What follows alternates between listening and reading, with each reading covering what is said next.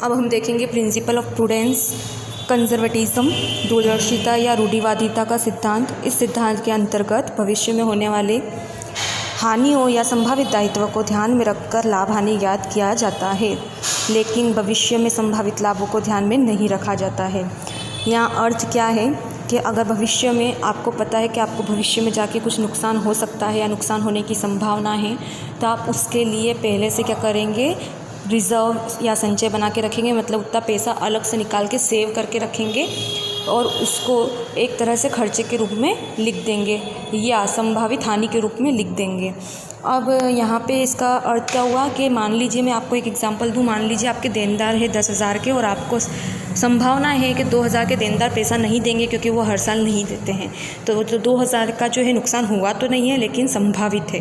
तो ऐसे केस में हम वो जो 2,000 रुपये हैं उसका क्या करेंगे, उसको अलग हटा के रख देंगे, उसका संचय कर लेंगे अलग से, और उसके बाद हम क्या करेंगे, लाभ जो है वो ज्ञात करेंगे, प्रॉफिट बाद में हम कैलकुलेट करेंगे। So here we will determine the profit after keeping in mind all the possible future expenses और लाइबिलिटीज़। अब यहाँ पे एक चीज़ और ध्यान रखने लायक है कि लाभ ज्ञात करने के पहले हम जितनी भी हानियाँ हैं, संभावित हानियाँ या पॉसिबल जो लॉसेस हैं, उसका ध्यान रखते हैं।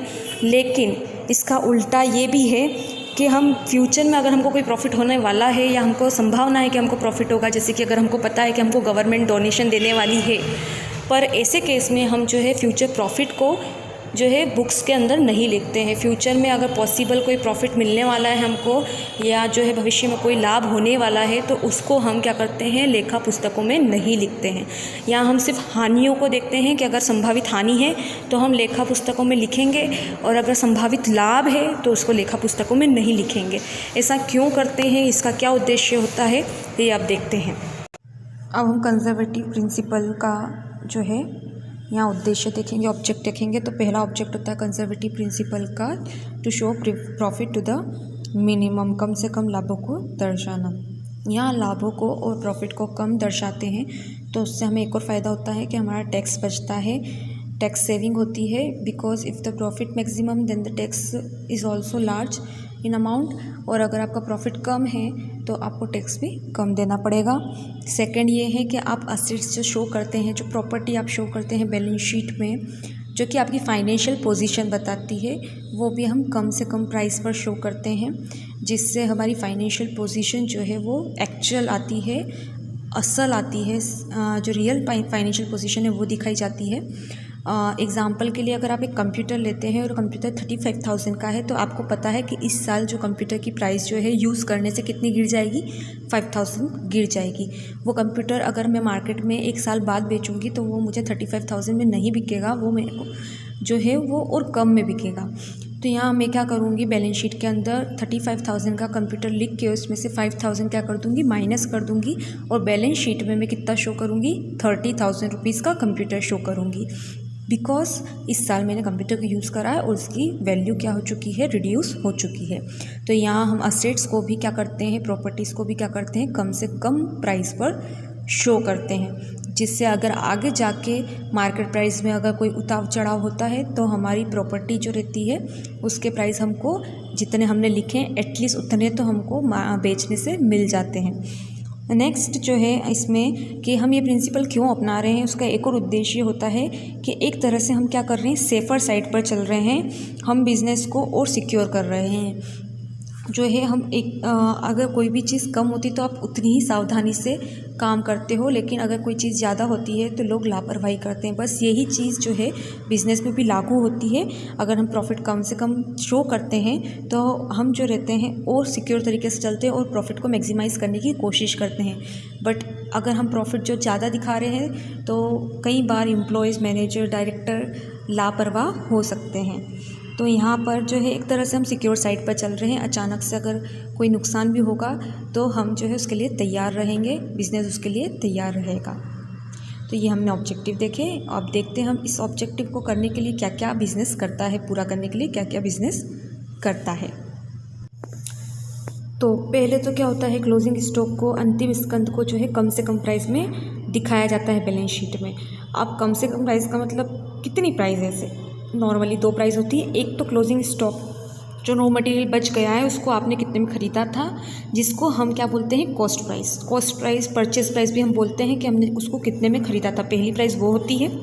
दूसरी प्राइस होती है मार्केट प्राइस। मार्केट प्राइस मतलब मार्केट में अभी उसकी क्या वैल्यू है।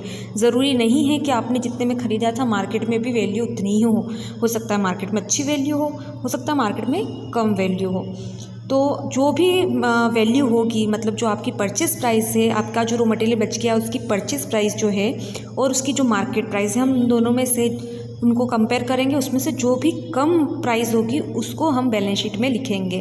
तो क्लोजिंग स्टॉक एक तरह से आपका क्या है, बचा हुआ माल है, और बचा हुआ माल आपकी संपत्ति है।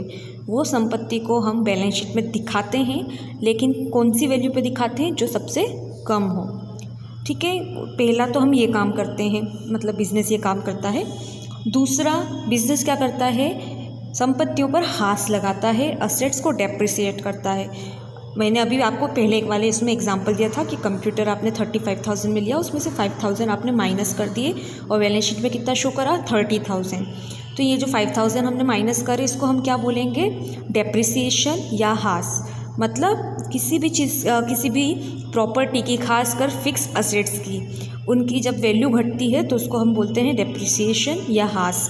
वैल्यू क्यों घटती है, उसके कई कारण हो सकते हैं। फॉर एग्जांपल हम यूज़ कर रहे हैं, ऑब्वियसली यूजेस के बाद जो है सेकेंड हैंड हो जाती है वो चीज़, कोई लेना पसंद नहीं करता है, क्योंकि यूज़ करने के बाद उसकी इफ़िशियंसी घट जाती है। ठीक है, कई बार एक्सीडेंट्स होते हैं जिससे चीज़ें ख़राब हो जाती है, बर्बाद हो जाती है, जिससे उनकी वैल्यूज़ घट जाती है। तो हम क्या, बिज़नेस क्या करता है, हर साल जो है जितने भी उसके असेट्स होती है उसको यूज़ करता है, तो उसकी इफ़िशियंसी कम हो जाती है, इसलिए वो उनकी क्या करता है, वैल्यू को घटा देता है।